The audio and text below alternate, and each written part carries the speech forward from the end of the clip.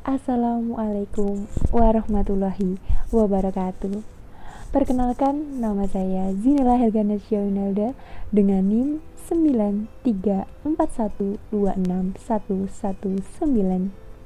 Di video kali ini, saya akan membawakan mengenai hukum perikatan Islam dengan tema rahan atau gadai yang diampu oleh Ibu Sri Nurhayanti, Magister Manajemen. Tonton terus ya videonya.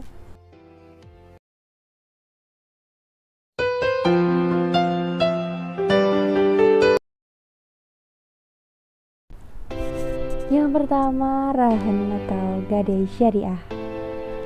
Rahan menurut bahasa adalah menggadaikan, menangguhkan, atau jaminan. Said Sadiq mengatakan bahwa rahan menurut syara adalah menjadikan barang yang memiliki nilai harta sebagai jaminan utang, sehingga orang yang bersangkutan boleh mengambil utang atau bisa mengambil sebagian atau manfaat barangnya.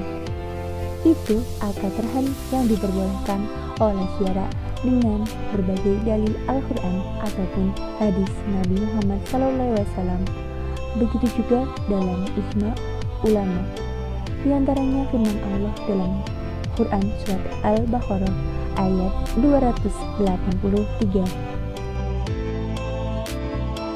Kedudukan rahan dalam hukum positif di Indonesia atau KUH Perdata. Gadai syariah menurut hukum Islam adalah sebuah institusi garansi yang digunakan dalam bank syariah.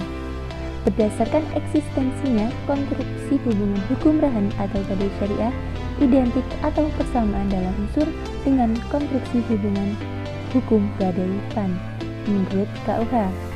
Nah, di sini gadai PAN itu merupakan seperti kalau kita membahas mengenai bank konvensional. Nah, di sini seperti itu. Jadi dia tidak mengandung nilai-nilai religi. Singkatnya seperti itu. Nah, untuk perdata yaitu sebagai perjanjian ikutan atau aksesoris terhadap perjanjian pokok yang pada umumnya berupa perjanjian peminjaman sejumlah uang, objeknya berupa benda bergerak, dan benda tersebut harus dikeluarkan dari kekuasaan debitur atau asas implisit sterling dan memberikan hak kepada kreditur untuk mengambil pelunasan lebih dahulu atas hasil eksekusi benda yang secara khusus diperikatkan. Oleh karena itu, dapat dikatakan bahwa rahan atau gadai syariah sebagai varian dari ketentuan gadai PAN dalam KUH Perdata, sehingga berbagai ketentuan dalam gadai PAN yang bersifat lebih lengkap dan rinci dapat diterapkan dalam rahan dengan penerapan secara analogi dalam rangka menentukan hukumnya atau pembentukan. Sedangkan perbedaannya adalah pada transaksi pokok yang dijamin, di mana dalam rahan merupakan transaksi peminjaman sejumlah uang tanpa bunga, sedangkan dalam gadai PAN pada umumnya adalah transaksi peminjaman uang dengan disertai bunga. Kedudukan rahan dalam sistematika hukum jaminan nasional adalah sebagai salah satu subsistem yang mengatur tentang lembaga jaminan benda bergerak.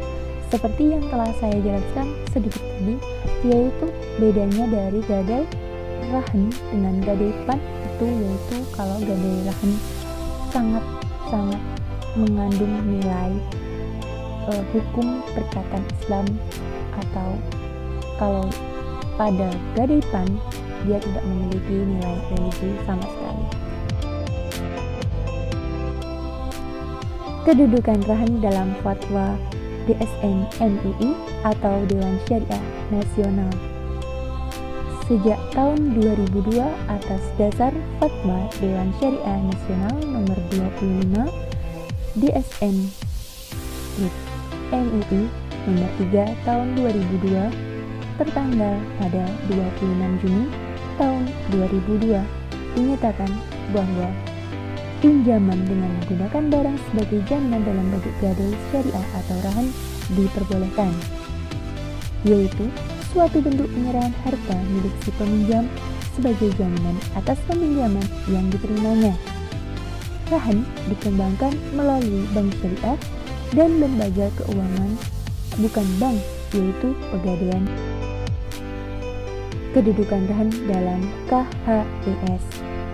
Yang pertama, berdasarkan KHES, gadai syariah atau rahan adalah penguasaan barang milik peminjam oleh pemberi pinjaman sebagai jaminan. Yang kedua, adapun rukun dan syarat tertuang dalam KHES bab 15 sebagai berikut.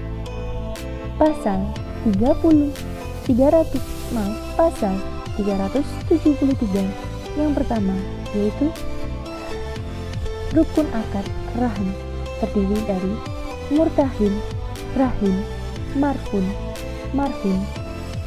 atau uang, dan akad. Yang kedua, dalam gadai terdapat 3 akad paralel yaitu hard, rahan, dan ijarah.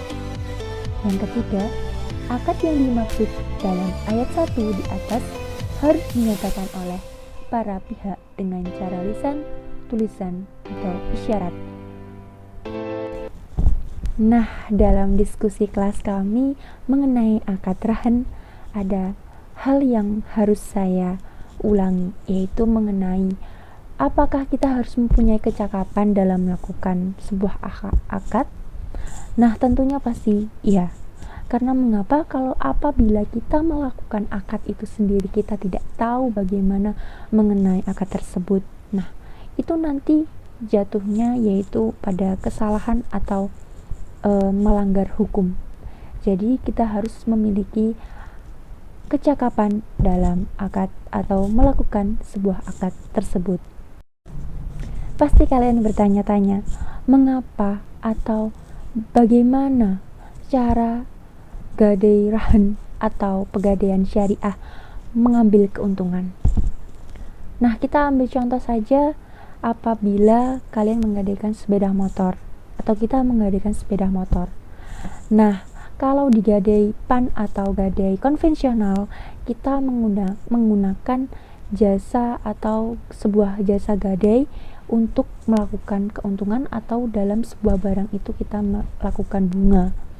Nah, tapi dalam gadai rahan, kita sendiri yang akan mencari keuntungan dari jasa perawatan sepeda motor itu agar tidak rusak, atau ketika kita menggadaikan sebuah barang, kita mengambil keuntungannya dari perawatannya atau